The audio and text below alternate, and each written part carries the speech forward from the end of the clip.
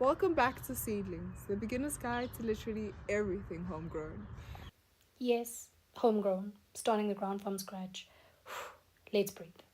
So clear up the area or plan the area you want to start to build your home garden. You're going to compost this area 2 to 3 weeks. You're going to water it as often as possible.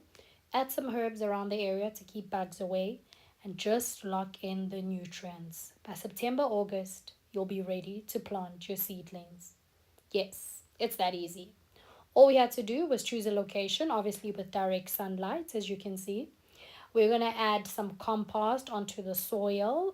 This is again just to give some microbiomes or like all the nutrients the soil needs, and definitely all the plants that will be planted soon. Another big thing is that we're going to have to remove any weeds or rocks as best as we can out of the soil.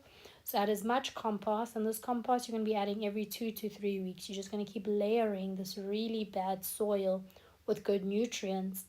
Another nice way is that you must just ensure to add lots of water 2 to 3 times in the week to keep it also nice and balanced. You can also start to use your own food scraps from the house that you can add on. There we are, removing some weeds, removing some rocks, just using our fork to kind of turn over the soil and keep it nice and loose.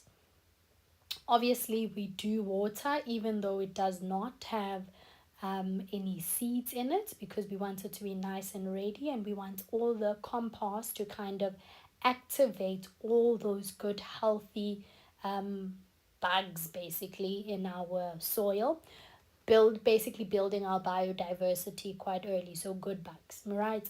Don't leave your soil naked as well. You're more than welcome to kind of like cover it up to protect it from erosion and also future weeds, as you can imagine. And then that's it. That's what gardening is all about. Gardening is like faith. So we kind of plant before we see results, and we kind of trust the process. So the big thing is that you must start now, because your future harvest is around the corner.